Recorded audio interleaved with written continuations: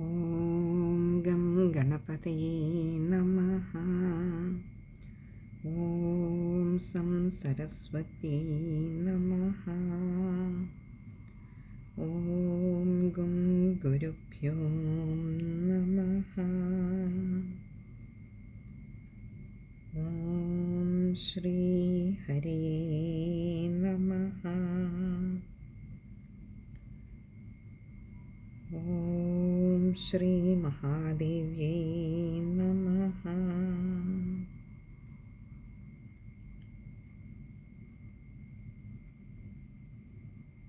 സ്വാമി ശരണമയ്യപ്പ. സ്വാമിയേ ശരണമയ്യപ്പ. സ്വാമിയേ ശരണമയ്യപ്പ.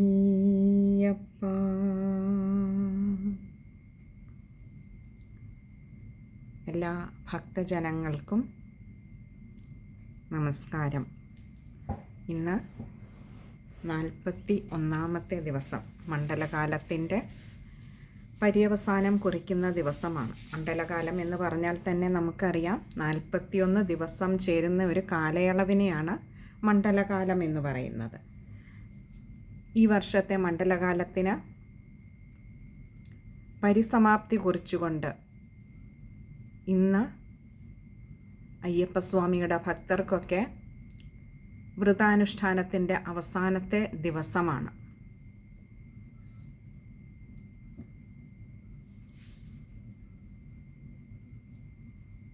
ശബരിമല ശ്രീ അയ്യപ്പനെ പോയി കാണുവാനുള്ള, ആ ദർശനം ലഭിക്കുവാനുള്ള മഹാഭാഗ്യമൊന്നും ഈ ഉള്ളവൾക്ക് കിട്ടിയിട്ടില്ല.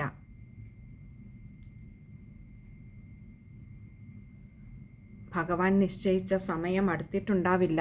അയ്യപ്പൻ ഇനിയും കാലം വെച്ചിട്ടുണ്ടാവാം ഈ ഉള്ളവൾക്ക്. ഈ ജന്മമോ ഇനിയും വരും ജന്മങ്ങളോ അറിയില്ല. എന്നിരുന്നാലും ഒരു വലിയ മഹാഭാഗ്യം അയ്യപ്പസ്വാമി ഈ ഉള്ളവൾക്ക് തന്നത്, ഞാൻ ജനിച്ചു വളർന്ന എൻ്റെ വീടിൻ്റെ സമീപത്തായി ശ്രീ ധർമ്മശാസ്താവിൻ്റെ ഒരു ക്ഷേത്രമുണ്ട്. അവിടെ പല ആചാരാനുഷ്ഠാനങ്ങളും കണ്ടു വളർന്ന ഒരുവളാണ് ഞാൻ. എന്ന് തന്നെയുമല്ല, പോസ്റ്റ് ഗ്രാജുവേഷൻ ചെയ്യാനുള്ള മഹാഭാഗ്യം പന്തളത്ത് ശ്രീ അയ്യപ്പസ്വാമി വളർന്ന, കുടിയിരിക്കുന്ന ആ മണ്ണിലെ കലാലയത്തിൽ നിന്നും നേടിയതുകൊണ്ട്, ആ ഒരു കലാലയത്തിൽ നിന്നും ബിരുദാനന്തര ബിരുദം നേടാനുള്ള ഭാഗ്യം സിദ്ധിച്ചതുകൊണ്ട്, അയ്യപ്പസ്വാമിയുടെ ആ മണ്ണിലിരുന്നു കൊണ്ട് അയ്യപ്പസ്വാമിയെ പോയി കണ്ട് ആ സുദർശനം ലഭിക്കുവാനുള്ള മഹാഭാഗ്യം ഈ ഉള്ളവൾക്ക് പല ആവർത്തി കിട്ടുകയുണ്ടായി. തിരുവാഭരണം കണ്ടു വണങ്ങാനുള്ള മഹാഭാഗ്യം കിട്ടുകയുണ്ടായി. അയ്യപ്പസ്വാമി ഏറെ അനുഗ്രഹങ്ങൾ തന്നിരിക്കുന്നു ഈ ഉള്ളവൾക്ക്.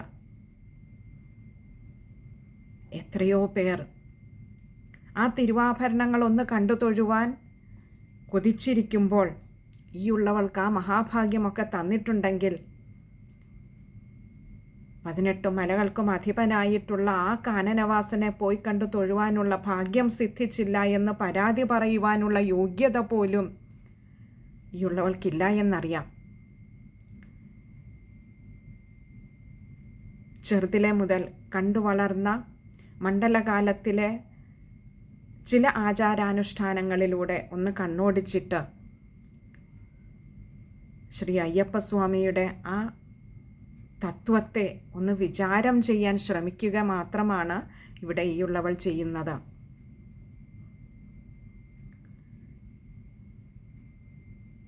ഒരു തവണ പോലും കാനനവാസൻ്റെ ആ പുണ്യദർശനത്തിന് ഭാഗ്യം സിദ്ധിച്ചിട്ടില്ലാത്തത് കൊണ്ട് തന്നെ കൂടുതൽ ആധികാരികമായി പോയ വഴിയിലെയോ അല്ലെങ്കിൽ പോകുന്ന വഴികളിലെയോ ചരിതങ്ങൾ പറയുവാൻ ഈ ഉള്ളവൾക്കാവില്ല.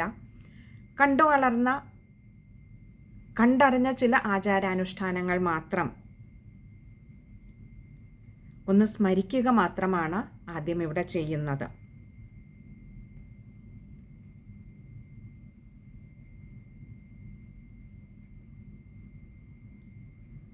വൃശ്ചികം 1-ാം തീയതി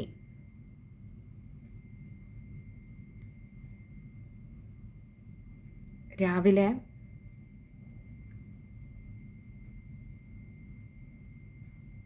സ്നാനവും ജപവും എല്ലാം കഴിഞ്ഞ് തൊട്ടടുത്തുള്ള അയ്യപ്പസ്വാമിയുടെ ക്ഷേത്രത്തിൽ പോയി ദർശനം നടത്തി അവിടെ നിന്നും തിരുമേനി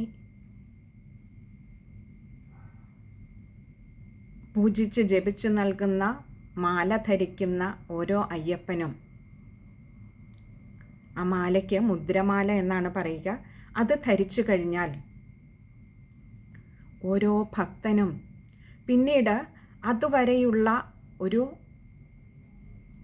അവസ്ഥയിലല്ല പിന്നീടുള്ള ഓരോ നിമിഷവും ശാരീരികമായും മാനസികമായും ഒരു ഉയർന്ന തലത്തിലേക്ക് പോകുന്നു ഓരോ അയ്യപ്പനും. പിന്നെ ആ വ്യക്തിയെ, അത് സ്ത്രീയായാലും പുരുഷനായാലും, സ്ത്രീയെ മാളികപ്പുറം എന്ന പേര് നൽകി പുരുഷനെ തൻ്റെ തന്നെ നാമം നൽകിയും അയ്യപ്പൻ അല്ലെങ്കിൽ സ്വാമി എന്ന പേര് നൽകിയും ഭഗവാൻ തന്നോട് ചേർക്കുന്ന, മാളികപ്പുറത്തമ്മ തന്നോട് ചേർത്ത് നിർത്തുന്ന അതിസുന്ദരമായ ഒരു നിമിഷമാണത്. ആ മാലയിടുക, ആ മുദ്രമാല അണിയുക. ആ ഒരു നിമിഷം മുതൽ ഒരു പക്ഷേ മറ്റൊരു മൂർത്തിയും തൻ്റെ ഭക്തന് നൽകാത്ത വലിയൊരു ആദരവാണ് തൻ്റെ തന്നെ നാമം നൽകി ആദരിക്കുക എന്നുള്ളത്. ഇവിടെ അയ്യപ്പസ്വാമിയും മാളികപ്പുറത്തമ്മയും തൻ്റെ തന്നെ നാമങ്ങൾ നൽകി തൻ്റെ ഭക്തരെ അനുഗ്രഹിക്കുന്ന ഒരു അവസ്ഥാവിശേഷമാണ് ഓരോ മണ്ഡലകാലത്തിലും നമുക്ക് കാണാനാവുന്നത്. അങ്ങനെ അയ്യപ്പനും മാളികപ്പുറവുമായി മാറുന്ന ഓരോ ഭക്തനും അല്ലെങ്കിൽ ഭക്തയും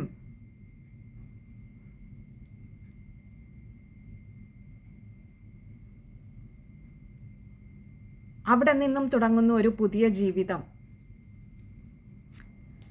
പിന്നീട് വളരെ ചിട്ടയായ ഒരു ജീവിതത്തോടു കൂടി, അത് ഓരോ അയ്യപ്പനും മാളികപ്പുറവും താമസിക്കുന്ന ഗ്രഹത്തിലുള്ളവർക്ക് പോലും, ആ ഗ്രഹത്തിൽ തന്നെ വസിക്കുന്ന ഏതൊരമ്മയും രാവിലെ അതിരാവിലെ തന്നെ ഉണർന്ന് സ്നാനവും ജപവും ഒക്കെ കഴിഞ്ഞ് അടുക്കളയിൽ കയറി പാചകം ചെയ്യുന്ന ഭക്ഷണം മാത്രം ഓരോ അയ്യപ്പനും ഓരോ മാളികപ്പുറവും ഭക്ഷിക്കുമ്പോൾ അവിടെ നിന്ന് തന്നെ തുടങ്ങുന്നു ജീവിതത്തിൻ്റെ ചിട്ടകൾ. കഴിക്കുന്ന ഭക്ഷണം തൻ്റെ ജീവിതത്തിലെ ഓരോ ദിനവും എങ്ങനെ തുടങ്ങണം, നിത്യവും രാവിലെ ആ അയ്യപ്പസ്വാമിയെ ശരണം വിളിക്കുവാനായി നീക്കിവെക്കുന്ന ഏതാനും നിമിഷങ്ങൾ തനിക്ക് ബാക്കി എല്ലാത്തിനേക്കാളും വലുതായി തൻ്റെ അയ്യപ്പസ്വാമിയാണ് വലുത് എന്ന് നിശ്ചയിക്കുന്ന ഓരോ അയ്യപ്പനും ഓരോ മാളികപ്പുറത്തമ്മയും ഓരോ ഗൃഹത്തിൻ്റെയും ഐശ്വര്യമാണ്. ഓരോ ഗൃഹത്തിലുള്ളവരെ പോലും ശുദ്ധീകരിക്കുന്നവരാണ്. അവരുടെ പോലും ജീവിതത്തിന്, ആ ഗൃഹത്തിലുള്ളവരുടെ പോലും ജീവിതത്തിനൊരു അടുക്കും ചിട്ടയും ഉണ്ടാക്കിയെടുക്കുന്ന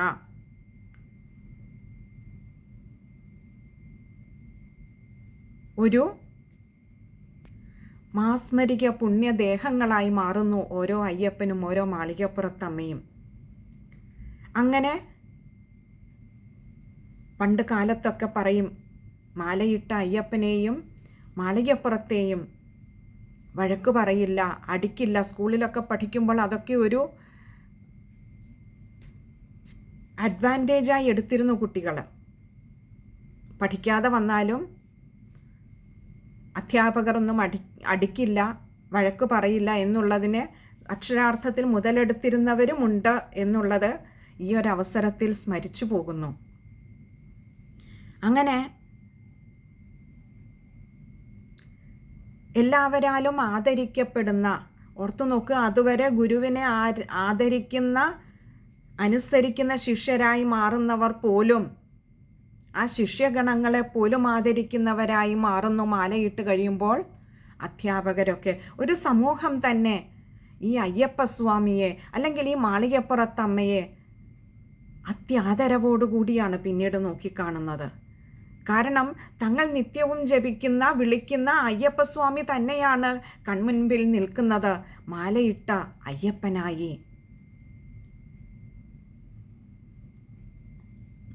അത്ര കാലവും തങ്ങൾ ആരാധിച്ചിരുന്ന ആ മൂർത്തിയുടെ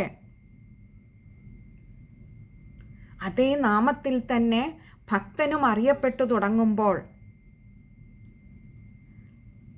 ആ സന്നിധാനത്തിൻ്റെ തന്നെ, ആ അയ്യപ്പസ്വാമിയുടെ സന്നിധാനത്തിന്, ഓരോ ക്ഷേത്രത്തിൻ്റെയും അല്ലെങ്കിൽ അയ്യപ്പസ്വാമി എന്ന ആ ഉന്നതമായ തത്വത്തിൻ്റെ മഹത്വത്തിൻ്റെ ആ സന്നിധാനത്തിൻ്റെ ശ്രേഷ്ഠത വിളിച്ച് അറിയിക്കുന്നതാണ് ഓരോ അയ്യപ്പസ്വാമിയും. കാരണം മറ്റൊരു മൂർത്തിയും തന്നെ ഈ ഒരു അനുഗ്രഹം തൻ്റെ ഭക്തന് നൽകുന്നില്ല. ഇവിടെ അയ്യപ്പസ്വാമി ഏത് ദിക്കിൽ പോയാലും തൻ്റെ ഭക്തനെ മാലയിട്ട് തന്നെ വണങ്ങാനായി എത്താനിരിക്കുന്ന ഓരോ ഭക്തനെയും ഈ സമൂഹം, ഈ ലോകം മുഴുവൻ ആദരവോടെ നോക്കിക്കാണുവാനായി ഈ അയ്യപ്പസ്വാമി നൽകുന്ന അനുഗ്രഹം അത് ചെറുതൊന്നുമല്ല.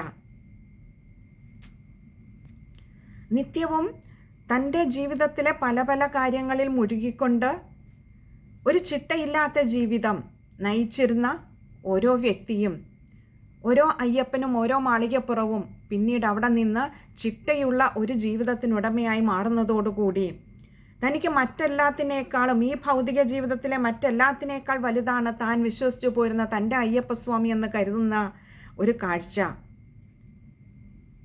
ഭക്തൻ അയ്യപ്പസ്വാമിക്ക് എത്രമാത്രം തൻ്റെ ഭക്തൻ വലുതായിരുന്നുവോ അത്രമാത്രം ഭക്തനും അയ്യപ്പസ്വാമിയാണ് തനിക്ക് വലുത്.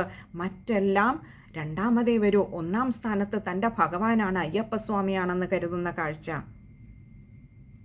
അങ്ങനെ 41 ദിവസത്തെ വ്രതാനുഷ്ഠാനത്തിലൂടെ മത്സ്യമാംസാദികൾ കഴിക്കാതെ രാവിലെ കുളിച്ച് ഭഗവാന് ശരണം വിളിച്ച് അല്പസമയം ഭഗവാൻ നാമങ്ങൾ ജപിക്കുവാനായി ചിലവഴിക്കുന്ന അതേ വ്രതശുദ്ധിയോടുകൂടി തന്നെ വീട്ടിൽ ഭക്ഷണം പാകം ചെയ്യുന്ന അതേ ഭക്ഷണം തന്നെ കഴിച്ച് ഒരു സാത്വികമായ ഭാവത്തിലേക്ക് മാറുന്നു. പിന്നീട് അത് ജീവിതത്തിൻ്റെ ഒരു ചര്യയായി മാറുന്നു. 41 ദിവസം കൊണ്ട് ആദ്യം അതൊക്കെ കുറച്ച് ബുദ്ധിമുട്ടായി തോന്നാം, എന്നാൽ പിന്നീട് അത് ജീവിതത്തിൻ്റെ ഒരു ചര്യയായി മാറുന്നു. 41ാമത്തെ നാൾ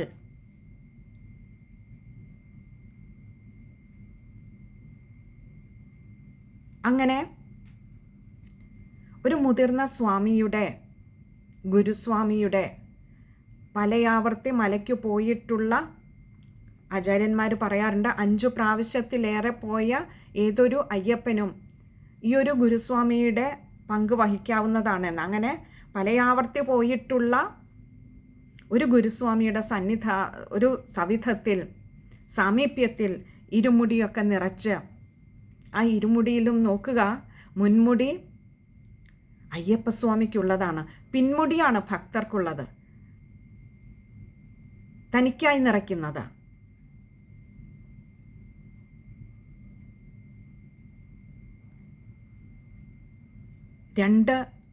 ഇരുമുടിക്കെട്ടിൻ്റെ 2 കെട്ടിലും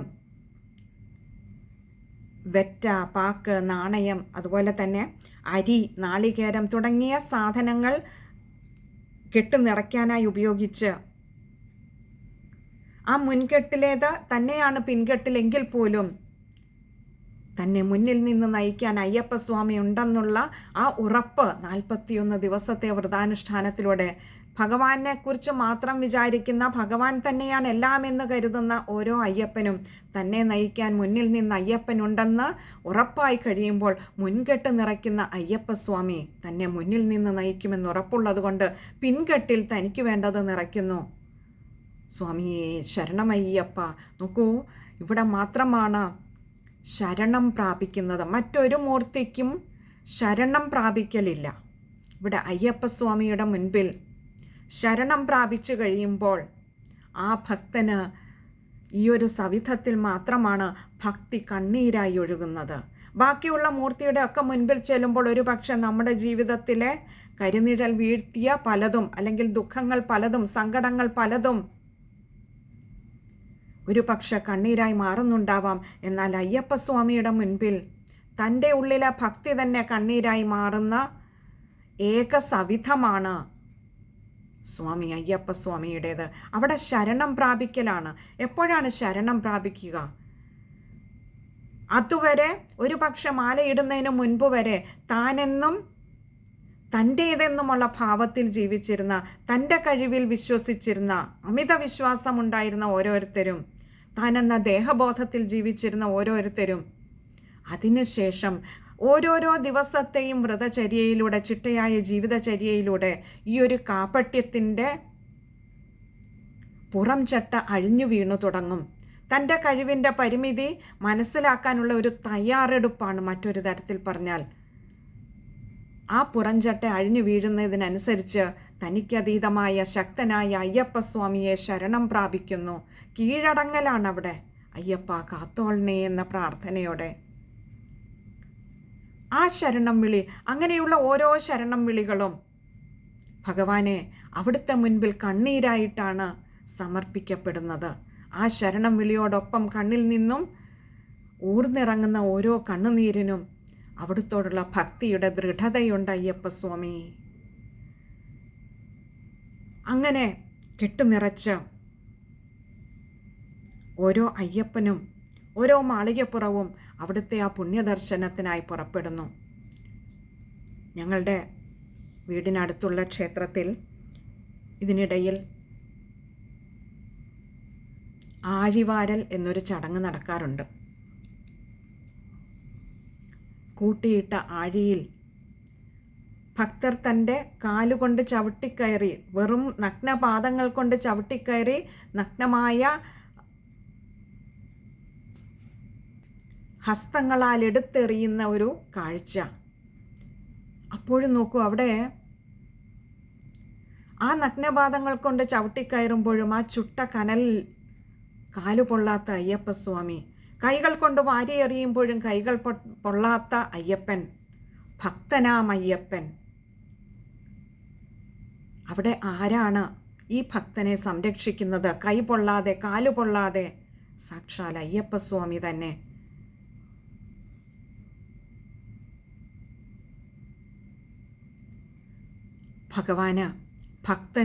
ഭക്തനു ഭഗവാനും വലുതാകുന്ന കാഴ്ച. കാരണം തൻ്റെ ഭക്തൻ തനിക്ക് വേണ്ടി ഈ ആചാരങ്ങൾ അനുഷ്ഠിക്കുമ്പോൾ ആ ഭക്തനെ സംരക്ഷിക്കുക എന്ന വലിയ ഉത്തരവാദിത്വം, അല്ലെങ്കിൽ വലിയ കാരുണ്യം അയ്യപ്പസ്വാമി ചൊരിയുന്ന നിമിഷം. ഈ ആഴിയിലൂടെ ചവിട്ടിക്കയറുമ്പോഴും, നഗ്നപാദങ്ങൾ കൊണ്ട് ചവിട്ടിക്കയറുമ്പോഴും, തൻ്റെ കൈകൾ കൊണ്ട് വാരിയെടുത്തെറിയുമ്പോഴും തന്നെ സംരക്ഷിക്കാൻ തൻ്റെ മൂർത്തിയായിട്ടുള്ള ആ അയ്യപ്പസ്വാമി ഉണ്ടാകുമെന്ന ഭക്തൻ്റെ ദൃഢമായ വിശ്വാസം, അല്ല ഉറപ്പ്. തനിക്കൊന്നും സംഭവിക്കില്ല എന്നുറപ്പ്. ഭക്തന് ഭഗവാനും, ഭഗവാനു ഭക്തനും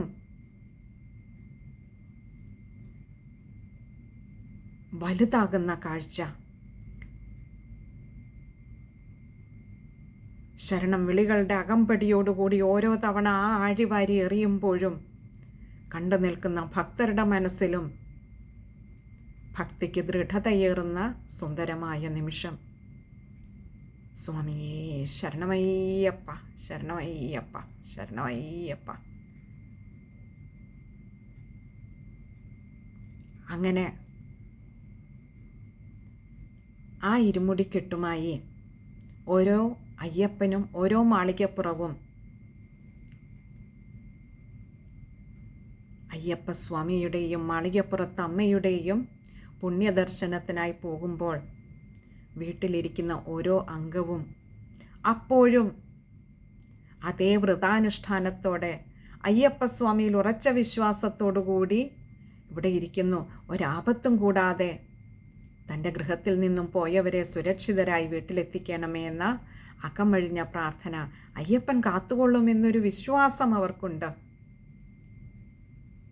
പോകുന്നവർക്കാകട്ടെ, ഈ പോകുന്ന അയ്യപ്പനും മാളികപ്പുറത്തിനുമൊക്കെയും കഠിനമായിട്ടുള്ള മലകയറ്റം, പല പല ദുർഘടനകളും വഴിയിലുണ്ടാകാം. അപ്പോഴും ഭക്തന് വിശ്വാസമുണ്ട്, ആ അയ്യപ്പന്, ആ മാളികപ്പുറത്തിന് വിശ്വാസമുണ്ട്. തങ്ങളെ സംരക്ഷിക്കാൻ അയ്യപ്പസ്വാമി കൂടെയുണ്ടാകുമെന്ന്, മാളികപ്പുറത്തമ്മ കൂടെയുണ്ടാകുമെന്ന്. അങ്ങനെയുള്ള ആ യാത്ര അയ്യപ്പസ്വാമി തൻ്റെ പുണ്യദർശനമേകി ഭക്തരെ സുരക്ഷിതരായി വീടുകളിലെത്തിക്കുന്നു. ഇതിനിടയിലാണ് നമുക്കറിയാം പേട്ടതുള്ളൽ വരുന്നത്. അവിടെയും നോക്കൂ, ഭഗവാൻ ഓരോ അയ്യപ്പനെ കൊണ്ടും ഓരോ മാളികപ്പുറത്തിനെ കൊണ്ടും പേട്ട തുള്ളിക്കുമ്പോൾ വിളിച്ചു പറയുന്ന അല്ലെങ്കിൽ അവർ പുറപ്പെടുവിക്കുന്ന ആ ജപം എന്ന് പറയുന്നത് തന്നെ അയ്യപ്പൻ എൻ്റെ അകത്തവും സ്വാമി നിൻ്റെ അകത്തവും. ഇതിലും വലിയൊരു മന്ത്രം, ഇതിലും വലിയൊരു ഉറപ്പ് ഓരോ അയ്യപ്പൻ്റെയും ഉള്ളിൽ വരാനില്ല. അയ്യപ്പൻ എൻ്റെ അകത്തവും എൻ്റെ ഉള്ളിലുള്ളത് ആ അയ്യപ്പസ്വാമിയാണ്. അവിടെ ആ ഓം എന്ന മന്ത്രത്തോടു കൂടി തന്നെ, ആ പ്രണവ മന്ത്രത്തോടു കൂടി തന്നെ ഇത്രയും ശുഭകരമായ മറ്റൊരു മന്ത്രമില്ല എന്ന് കാണിക്കുന്നു. അഥവാ ഇത്രയും ശുഭകരമായ ഒരു വിശ്വാസം, ഒരു ദൃഢത എൻ്റെ അകത്ത് അയ്യപ്പസ്വാമി ഉണ്ട് എന്നുള്ള ഉറപ്പ് കഴിഞ്ഞില്ല. സ്വാമി നിൻ്റെ അകത്തവും, ആ സ്വാമി ഇരിക്കുന്നത് നിൻ്റെ അകത്താണ്. അഥവാ ഞാൻ കാണുന്നതും കേൾക്കുന്നതും ഞാൻ അനുഭവിച്ചറിയുന്നതും ആ അയ്യപ്പസ്വാമിയാണ്. എൻ്റെ ഉള്ളിൽ ഞാൻ കാണുന്നത് മറ്റൊന്നുമല്ല. മറ്റൊരു തരത്തിലുള്ള അനാവശ്യ വിചാരങ്ങളില്ലാതെ എൻ്റെ ഉള്ളിൽ സദാ അയ്യപ്പസ്വാമിയെ കണ്ടുകൊണ്ടിരിക്കുന്ന ഞാൻ എൻ്റെ ചുറ്റിനുമുള്ളവരിൽ കാണുന്നതും അതേ സ്വാമിയെ തന്നെയാണ്. എവിടെ നിന്ന് എവിടെ വരെ എത്തി മനുഷ്യൻ? ഒരു മാലയിടുമ്പോൾ, ഒരു മുദ്രമാലയിടുമ്പോൾ ദേഹബോധത്തിൽ നിന്നും നേരെ ദേവബോധത്തിലേക്ക് ഉയർത്താനുള്ള ആദ്യത്തെ ചവിട്ടുപടിയാണ് ഓരോ മുദ്രമാലയും. അവിടെ നിന്നും ആ പേട്ടതുള്ളലിൻ്റെ സമയത്തേക്ക് എത്തുമ്പോൾ ഓരോ അയ്യപ്പനും ഉറപ്പാകുന്നു, അല്ലെങ്കിൽ ഓരോ അയ്യപ്പനും ആ ഒരു ദേവബോധത്തിലേക്ക് എത്തുന്നു. തൻ്റെ ഉള്ളിൽ കാണുന്ന അതേ അയ്യപ്പനെ, അതേ സ്വാമിയെ തൻ്റെ ചുറ്റിനും ഈ ലോകം മുഴുവൻ നിറഞ്ഞിരിക്കുന്നതായി കാണുന്നു ആ അയ്യപ്പൻ. 41 ദിവസത്തെ വ്രതാനുഷ്ഠാനത്തിൽ ഓരോ അയ്യപ്പനിലും ഓരോ മാളികപ്പുറത്തിലും വരുത്തുന്ന മാറ്റം ഇതാണ്. ഇതിനു വേണ്ടിയാണ് 41 ദിവസത്തെ വ്രതം ആചരിക്കണം എന്ന് പറയുന്നത്. ഇനി എന്തിനു വേണ്ടിയാണ് ഈ 41 ദിവസത്തെ വ്രതം അനുഷ്ഠിക്കേണ്ടത് എന്നുള്ളത് ഒരല്പം കൂടിയൊന്ന് വിശദമായി പരിശോധിച്ചാൽ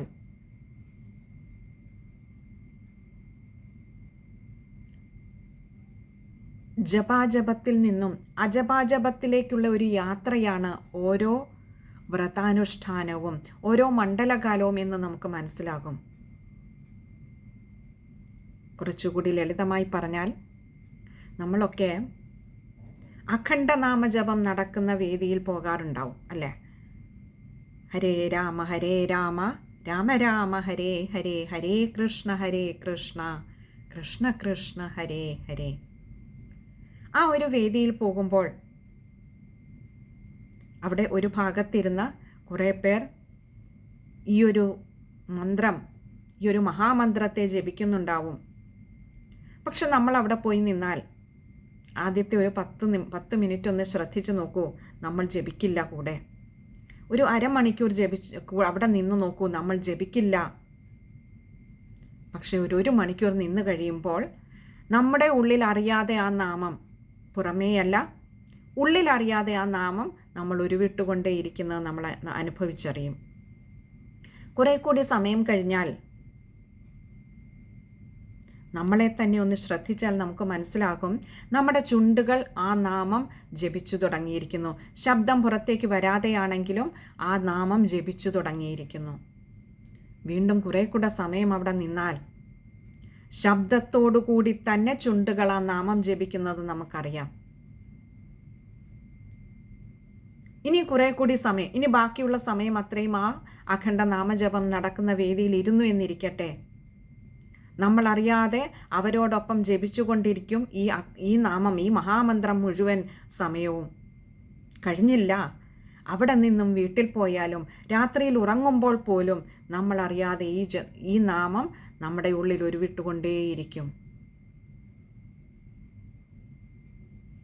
ഒന്ന് ആലോചിച്ച് നോക്കൂ, അഖണ്ഡ നാമജപം നടക്കുന്ന വേദിയിൽ ആദ്യം ജപിക്കാതെ ഇരുന്ന, ഉള്ളിൽ പോലും തട്ടാതെ ഇരുന്ന അതേ നാമജപത്തെ ഒരു 7 മണിക്കൂർ അല്ലെങ്കിൽ 8 മണിക്കൂർ അവിടെ ഇരിക്കുമ്പോൾ നമ്മളറിയാതെ അവരോടൊപ്പം ജപിച്ചു തുടങ്ങുന്നു, ഉറക്കെ ജപിക്കുന്നു ആ നാമം. പിന്നീട് അത് നമ്മുടെ ഉള്ളിൽ നമ്മൾ പോലും അറിയാതെ ഉരുവിട്ടുകൊണ്ടിരിക്കുന്ന തലത്തിലേക്ക് മാറുന്നു. ഇവിടെ എന്താണ് സംഭവിച്ചത്?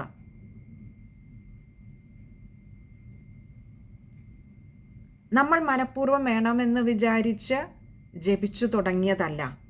പക്ഷേ ആ ഒരു സന്ദർഭം, ആ ഒരു സാഹചര്യം, നമ്മളറിയാതെ നമ്മളെ കൊണ്ട് ഉള്ളിൽ ഉരുവിടിപ്പിക്കുന്ന ഈ മന്ത്രം നമ്മുടെ ചുണ്ടുകളിലൂടെ പതിയെ പുറത്തേക്ക് വരുന്നു.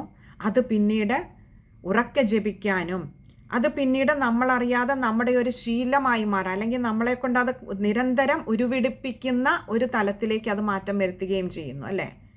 ഇത് തന്നെയാണ് ഓരോ 41 ദിവസത്തെ വ്രതാനുഷ്ഠാനത്തിലും നടക്കുന്നത്. ആദ്യമൊക്കെ ഈ ഒരു ചട്ടക്കൂടിനുള്ളിൽ നിന്നുകൊണ്ട് രാവിലെ എഴുന്നേറ്റ് സ്നാനം ചെയ്ത് ഈ നാമജപങ്ങളൊക്കെ ജപിച്ച് ശരണം വിളിച്ച് വളരെ ചിട്ടയായ രീതിയിൽ അരുതാത്ത വികാര വിചാരങ്ങളെ എല്ലാം മാറ്റി നിർത്തണം.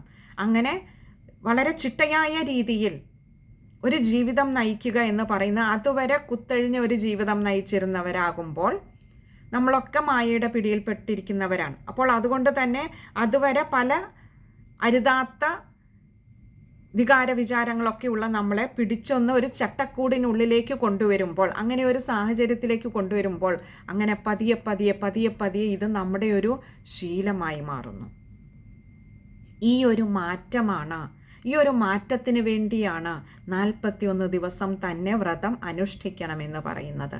ഇല്ലെങ്കിൽ നമുക്കറിയാം, ഇന്ന് മാലയിട്ട് നാളെ പോകുന്നവരുണ്ടാവാം, പക്ഷെ അവരുടെ ഉള്ളിൽ ശരിയായ രീതിയിലേക്ക് ഈ ഒരു മാറ്റം വരുന്നില്ല.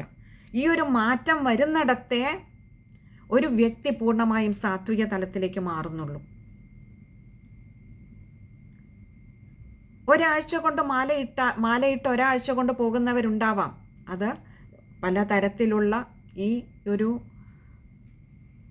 വേഗത കൂടി പാഞ്ഞുകൊണ്ടിരിക്കുന്ന ജീവിതത്തിൽ അതിനെ സമയമുള്ളൂ എന്നൊക്കെ പറയാമായിരിക്കാം, അറിയില്ല.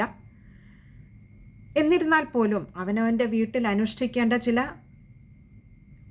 ആചാരങ്ങൾ, ചില വ്രതങ്ങൾ അനുഷ്ഠിക്കുന്നതിന് ഈ ഒരു ജീവിതത്തിൻ്റെ വേഗം, കാലത്തിൻ്റെ വേഗം ഒരു തടസ്സമാകുമോ എനിക്കറിയില്ല.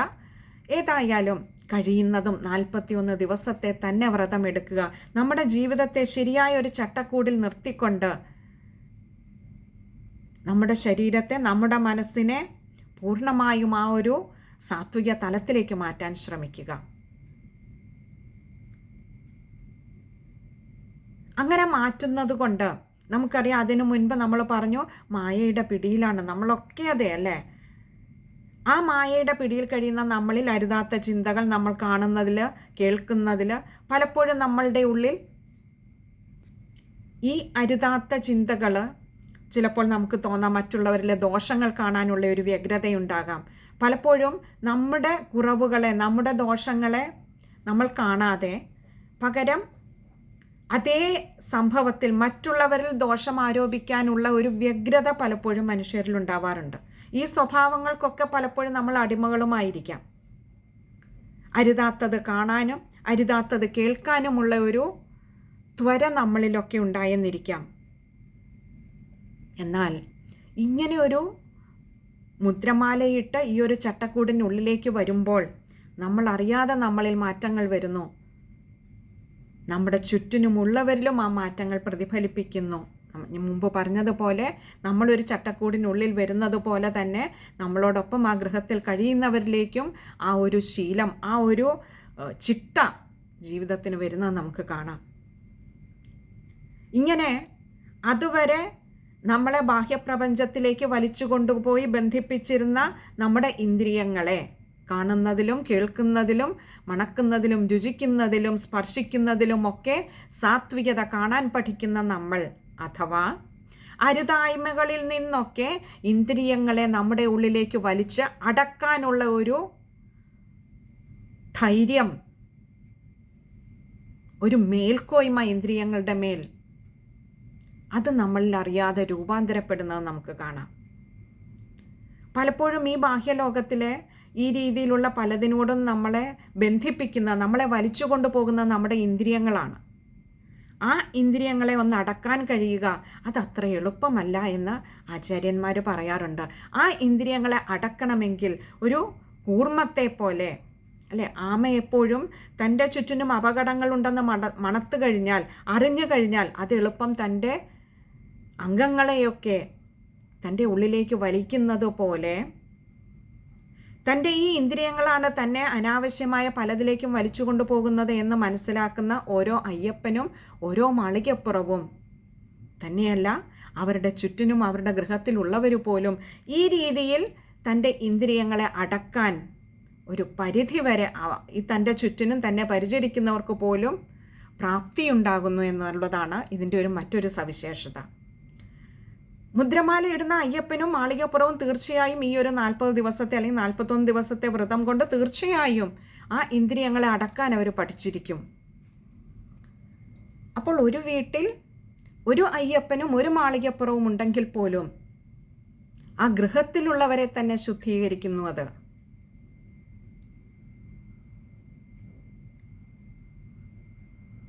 അങ്ങനെ ഒരു ഇന്ദ്രിയങ്ങളെ കീഴടക്കാൻ കഴിഞ്ഞു കഴിഞ്ഞാൽ തന്നെ നമ്മുടേതായ, പലപ്പോഴും നമ്മളൊക്കെ ക്ഷേത്രങ്ങളിൽ പോകുമ്പോൾ കാണാറുണ്ട്, ശത്രു സംഹാര പൂജ എന്നൊക്കെ പറഞ്ഞിട്ട് ചെയ്യാറുണ്ട്, അല്ലേ? പലരും ചെയ്യുന്നത് കാണാം. ഇവിടെ നമ്മൾ മനസ്സിലാക്കേണ്ട കാര്യം, ഈ ശത്രുക്കൾ നമ്മുടെ പുറമേയല്ല, നമ്മുടെ ഉള്ളിൽ തന്നെയാണ് ഇരിക്കുന്നത്. ഷഡ്വൈരികൾ എന്ന് പറയാറുണ്ട്. 6 ശത്രുക്കൾ, അത് നമ്മുടെ ഉള്ളിലാണ് നമ്മുടെ ഓരോരുത്തരുടെയും ശത്രുക്കൾ ഇരിക്കുന്നത്.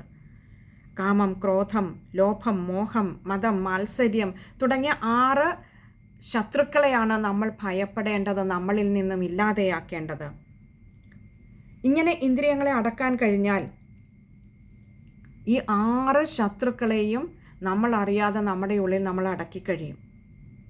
കാരണം നമ്മുടെ ഉള്ളിലെ ഏക ലക്ഷ്യം ആ സ്വാമി അയ്യപ്പൻ്റെ ദിവ്യദർശനം മാത്രമാകുന്നു. മറ്റുള്ളതിലേക്കുള്ള മോഹങ്ങളൊക്കെ അടങ്ങിപ്പോകുന്നു.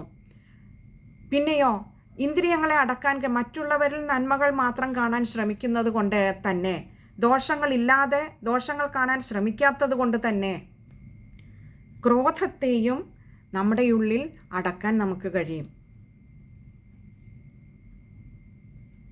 കാമമില്ല, ക്രോധമില്ല, ലോഭമില്ല, മോഹമില്ല. അതുകൊണ്ട് തന്നെ ഞാനെന്ന ഗർവുണ്ടാവുന്നില്ല, മതമില്ലാതെയാകുന്നു, മറ്റുള്ളവരോട് മത്സരിക്കാനുള്ള മാത്സര്യബുദ്ധി നമ്മളിൽ നിന്നും ഇല്ലാതെയാകുന്നു. അപ്പോൾ മുദ്രമാല ധരിച്ച ഓരോ അയ്യപ്പനിലും തൻ്റെ ഉള്ളിലെ വൈരികളെ അടക്കാൻ, പുറമേ അല്ല നമ്മുടെ വൈരികൾ ഇരിക്കുന്നത്, നമ്മുടെ ഉള്ളിലാണ്. ആ വൈരികളെ അടക്കാൻ കഴിഞ്ഞാൽ നമുക്കൊക്കെ പലപ്പോഴും നമ്മുടെ ബാഹ്യപ്രപഞ്ചത്തിലെ വ്യക്തികളോടോ സാഹചര്യങ്ങളോടോ ഒക്കെ വൈരം തോന്നാറുണ്ട്. വ്യക്തികളോടാവുമ്പോൾ ഒന്ന് ചിന്തിച്ചു നോക്കൂ, നമുക്ക് മറ്റൊരാളിനോട് വൈരാഗ്യം തോന്നിയാൽ അവരവരുടെ നിത്യജീവിതത്തിൽ വ്യാപൃതരായിരിക്കും. നമ്മളാകട്ടെ അനുനിമിഷം ജീവിക്കുവാനുള്ള ഓരോ നിമിഷവും നമ്മൾ ഈ വൈരാഗ്യ ബുദ്ധിയോടുകൂടി തള്ളി നീക്കുന്നത് കൊണ്ട് തന്നെ ജീവിക്കാതെ നമ്മുടെ ഉള്ളിൽ മുഴുവൻ നെഗറ്റീവ്സ് നിറച്ചുകൊണ്ട്, അല്ലെ, അരുതാത്ത ചിന്തകൾ നിറച്ചുകൊണ്ട് നമ്മൾ നമ്മുടെ ജീവിതത്തെ നശിപ്പിക്കുകയാണ് ചെയ്യുന്നത്. അതുകൊണ്ട് അവർക്ക് എന്തെങ്കിലും കുഴപ്പമുണ്ടാകുന്നുണ്ടോ എന്ന് ചിന്തിച്ചാൽ ഇല്ല തന്നെ. അപ്പോൾ ഈ കാമക്രോധ ലോഭമോഹ മത മാത്സര്യാദികളെ നമ്മുടെ ഉള്ളിൽ തന്നെ ഇല്ലാതെയാക്കാൻ കഴിഞ്ഞാൽ, അടക്കാൻ കഴിഞ്ഞാൽ, ഇന്ദ്രിയങ്ങളെ അടക്കിക്കൊണ്ട് ജിതേന്ദ്രിയരായി ആകാൻ കഴിഞ്ഞാൽ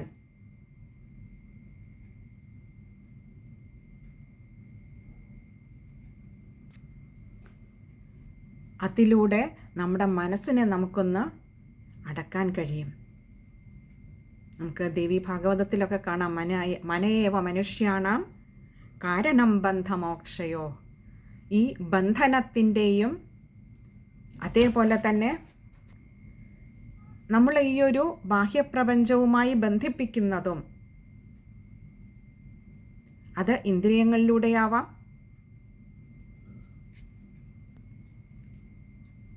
ചിന്തകളിലൂടെയാവാം, പലതരത്തിലുള്ള വിചാരങ്ങളിലൂടെയാണ് നമ്മൾ പലപ്പോഴും നമ്മുടെ ചുറ്റിനുമുള്ള ലോകത്തോട് ബന്ധിപ്പിക്കപ്പെടുന്നത്.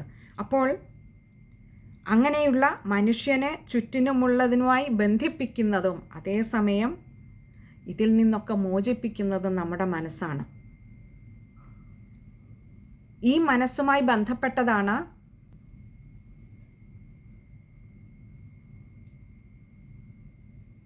ഈ ഇന്ദ്രിയങ്ങളുടെ പ്രവൃത്തിയും അതേപോലെ തന്നെ ഈ ഷഡ്വൈരികളും നിലനിൽക്കുന്നത്. അപ്പോൾ മനസ്സിനെ തന്നെ നമ്മളവിടെ, അല്ലെങ്കിൽ നമ്മുടെ ചിത്തത്തെ തന്നെ നിയന്ത്രിക്കാൻ കഴിയുന്നു നമുക്ക്.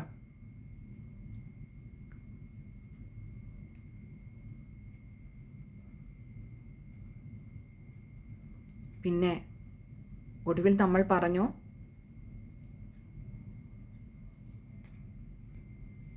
പേട്ടതുള്ളലിൻ്റെ കാര്യം അല്ലേ? അവിടെയും നോക്കൂ, അയ്യപ്പൻ എൻ്റെ അകത്തവും സ്വാമി നിൻ്റെ അകത്തവും.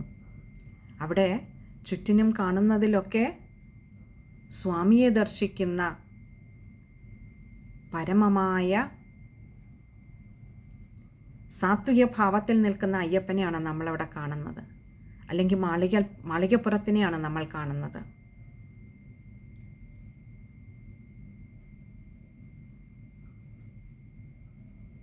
ജലത്തിനുള്ളിൽ നിന്നും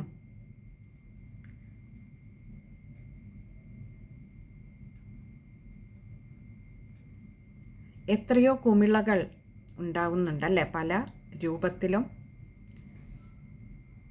പല സൈസിലുമൊക്കെയുള്ള ധാരാളം കുമിളകൾ ഉണ്ടാകുന്നുണ്ട്.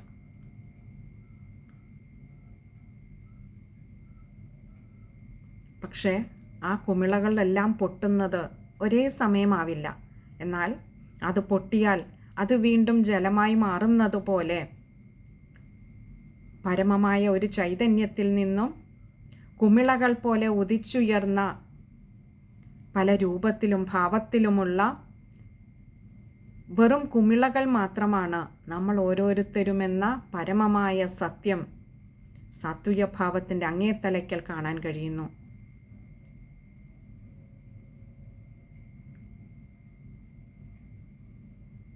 ആ പരമോന്നത ഭാവത്തിൽ 41 ദിവസത്തെ വ്രതമെടുത്തു പോകുന്ന അയ്യപ്പന്മാർ ആ സാത്വികതയുടെ പരമോന്നത തലത്തിൽ അറിയുന്നത് ഈ ഭാവത്തെയാണ്. അഥവാ ജലത്തിൽ നിന്നും ഭിന്നമല്ല കുമിളകൾ. കുമിളകൾ ആ പരമമായ അനന്തമായ ജലത്തിൻ്റെ ഒരു ചെറിയൊരു ഭാഗം മാത്രമാണ്.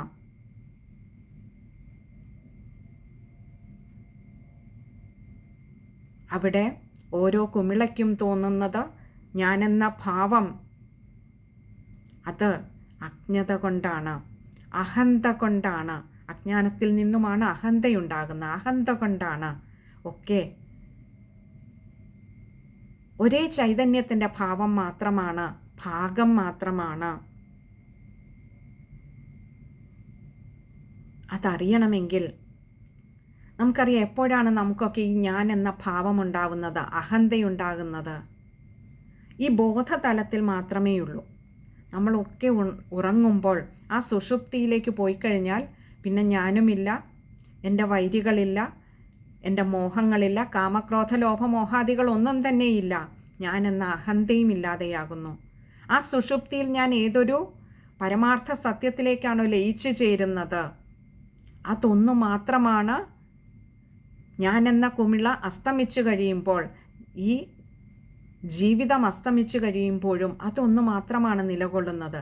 എൻ്റെ ജന്മത്തിനു മുൻപും എൻ്റെ മരണത്തിന് ശേഷവും ആ പരമമായ സത്യം മാത്രമാണ് നിലകൊള്ളുന്നത്.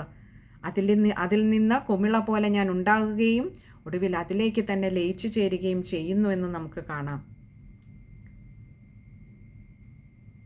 അത് മനുഷ്യജന്മത്തിൽ ഉള്ള ഒരു ഭാഗ്യം. ആ സുഷുപ്തിയിലേക്ക് ലയിക്കുമ്പോൾ നമ്മൾ അതറിയുന്നുണ്ട്, ആ പരമമായ സത്യത്തെ.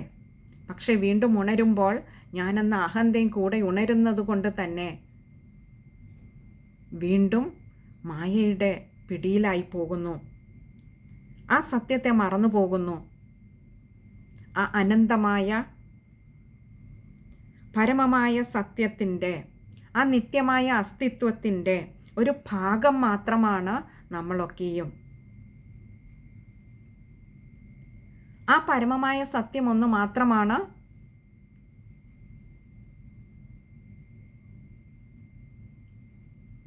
യാഥാർത്ഥ്യത്തിലുള്ള പാരമാർത്ഥിക തലത്തിലുള്ള അസ്തിത്വം എന്ന് പറയുന്നത്. ബാക്കിയൊക്കെ ഞാൻ നീ എന്നുള്ള ഭേദം വരുന്നതൊക്കെ ഈ ഒരു വ്യാവസായിക തലത്തിൽ മാത്രമാണ്, വ്യാവഹാരിക തലത്തിൽ മാത്രമാണ്. പാരമാർത്ഥിക തലത്തിൽ എല്ലാം ഒന്ന് തന്നെയാണെന്ന് അറിയുന്നു. ആ ഒരു ബോധം വരുന്ന അയ്യപ്പൻ ഇങ്ങനെ ഒരു 41 ദിവസത്തെ വ്രതമെടുത്ത് താനും തൻ്റെ ചുറ്റിനുമുള്ളതും എല്ലാം ഒന്ന് തന്നെയാണ്, ഒരേ സത്യത്തിൻ്റെ ഭാഗം തന്നെയാണെന്നറിയുന്ന അങ്ങനെയുള്ള അയ്യപ്പൻ അല്ലെങ്കിൽ ഒരു മാളികപ്പുറം അവിടെ ചെല്ലുമ്പോൾ ഭഗവാൻ അവിടെ അരുളി ചെയ്യുന്നു, തത്വമസി തദത്വം അസി, അത് നീ തന്നെയാകുന്നു, ഞാനും നീയും തമ്മിൽ ഭേദമില്ല. കാരണം ഞാനെന്ന പരമമായ സത്യത്തിൻ്റെ ഒരു ഭാഗം മാത്രമാണ്, ഒരു കുമിള മാത്രം, എന്നിൽ നിന്ന് ഉദിച്ചുയർന്ന ഒരു കുമിള മാത്രമാണ്. എത്രയോ കോടിക്കണക്കിന് ഭക്തർ അയ്യപ്പസ്വാമിയുടെ മുന്നിൽ നിൽക്കുമ്പോൾ എല്ലാവരോടും അത് പറയണമെങ്കിൽ ആ പരമമായ അനന്തമായ സത്യത്തിൻ്റെ വാസ്തവികതയുടെ പാരമാർത്ഥികതയുടെ പരമമായ പൊരുളിൻ്റെ ഒരു ഭാഗമാണ് അവിടെ എത്തുന്ന ഓരോ അയ്യപ്പസ്വാമിയും. ഓരോ മാളികപ്പുറവും ഓരോ ചെറിയ കുമിളകൾ മാത്രമാണെന്ന് അറിയിച്ചു തരികയാണ് ആ ഒരു തത്വം, ആ പരമമായ തത്വം, തത്വമസി. അത് നീ തന്നെയാകുന്നു എന്ന് പറയുന്നത്, നീ ആരെ കാണാനാണോ വന്നത് അത് നീ തന്നെയാകുന്നു. എപ്പോഴാണ് അതാകുന്നത്? ആ സാത്വിക ഭാവത്തിൻ്റെ അങ്ങേത്തലയ്ക്കൽ, ആ പരമോന്നതിയിലെത്തിയാൽ മാത്രമേ ഞാനും നീയും ഒന്നാണെന്ന് നീ അനുഭവിച്ചറിയുന്നുള്ളൂ. ആ സത്യത്തിന് മാറ്റം വരുന്നില്ല, പക്ഷേ അത് നീ അനുഭവിച്ചറിയണമെങ്കിൽ ആ 41 ദിവസത്തെ വ്രതത്തിലൂടെ നീ ആ സാത്വിക ഭാവത്തിലേക്ക് എത്തിച്ചേരേണ്ടിയിരിക്കുന്നു. അങ്ങനെ എത്തുന്ന അയ്യപ്പസ്വാമിയോടാണ്, അയ്യപ്പനോടാണ്, മാളികപ്പുറത്തിനോടാണ് ഭഗവാൻ പറയുന്നത്, തത് ത്വം അസി. ഇവിടെ പലപ്പോഴും യുക്തിവാദികൾ പറയുന്നത് കേൾക്കാറുണ്ട്, ഈ തത്വമസി എന്നുള്ളത് ഞാനും നീയും ഒന്നാണെങ്കിൽ പിന്നെ എന്തിനാണ് അവിടെ പോകുന്നത് ഭഗവാനെ കാണാനെന്ന്. സജ്ജനങ്ങളെ, ഭക്തി യുക്തി കൊണ്ട് അളക്കാവുന്നതല്ല. അതിന് ഏറ്റവും വലിയ ഉദാഹരണമാണ് പന്തളത്ത് നിന്നും ആ തിരുവാഭരണ ഘോഷയാത്ര പുറപ്പെടുന്നതിന് മുൻപ് അതൊന്ന് കാണേണ്ടത് തന്നെയാണ്. ആ സുന്ദരമായ കാഴ്ച, അവിടെ ശ്രീകൃഷ്ണ പരുന്ത് ആ ക്ഷേത്രത്തിന്, ആ വലിയ കോയിക്കൽ ക്ഷേത്രത്തിന് ചുറ്റും 3 വട്ടമിട്ട് പറന്നതിന് ശേഷമാണ് ഘോഷയാത്ര അവിടെ നിന്നും പുറപ്പെടുന്നത്. ഇത് 1 വർഷം നടന്നതാണെങ്കിൽ പറയാം, എങ്ങനെയോ അബദ്ധത്തിൽ അവിടെ വന്നുപോയി ആ ശ്രീകൃഷ്ണ പരുന്ത്. പക്ഷേ 1 വർഷവും മുടങ്ങാതെ എല്ലാ വർഷവും എത്രയോ കാലങ്ങളായി അവിടെ ഈ ഒരു ആചാരം, ഈ ഒരു അവിസ്മരണീയമായ അനുഗ്രഹീതമായ ഈ ഒരു സംഭവം നടന്നുകൊണ്ടേയിരിക്കുന്നു. ഇതിനെയൊക്കെ ഏത് യുക്തി കൊണ്ടാണ് നിർവചിക്കാനാവുന്നത്? ഭക്തിയുടെ പാരമ്യതയിൽ നിൽക്കുന്നവർക്ക് അത് കണ്ണീരൊഴുക്കാനുള്ള, ഭക്തിയുടെ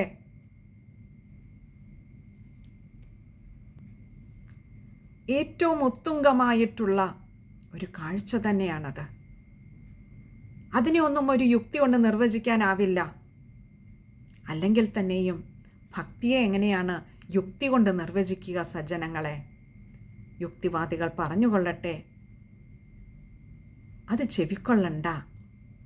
പകരം എന്നും നമ്മളോടൊപ്പമുള്ള, എന്നും നമ്മളെ അനുഗ്രഹിക്കാൻ തയ്യാറായി നിൽക്കുന്ന ആ പരമമായ ശക്തി വിശേഷത്തിൻ്റെ 18 മലകൾക്കും അധിപനായിട്ടുള്ള അയ്യപ്പസ്വാമിയുടെ പാദങ്ങളിൽ ശരണം പ്രാപിക്കുവാൻ, എന്നും ആ സാത്വിക ഭാവത്തിൽ കഴിയുന്നതും ആ സാത്വിക ഭാവത്തിൽ കഴിയുവാൻ അയ്യപ്പസ്വാമിയുടെ അനുഗ്രഹം എല്ലാ ഭക്തജനങ്ങൾക്കും ഉണ്ടാകട്ടെ എന്ന് പ്രാർത്ഥിച്ചുകൊണ്ട്, അയ്യപ്പസ്വാമി അവിടുത്തെക്കുറിച്ച് ഒന്നും അറിയില്ല ഈ ഉള്ളവൾക്ക്, അറിവ് വളരെ പരിമിതമാണ്. കണ്ടതും കേട്ടതും അറിഞ്ഞതുമായിട്ടുള്ള ചില അറിവുകൾ ഈ ഉള്ളവൾ പങ്കുവെച്ചുവെന്നേയുള്ളൂ. അരുതാത്തത് എന്തെങ്കിലും പറഞ്ഞു പോയിട്ടുണ്ടെങ്കിൽ ഭഗവാനെ പൊറുക്കേണമേ.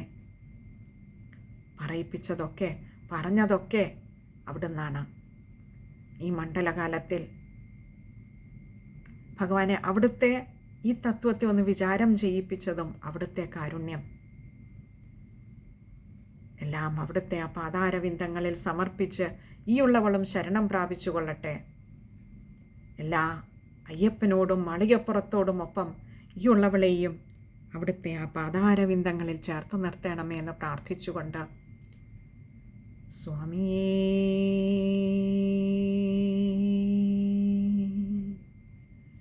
ശരണമയ്യപ്പ.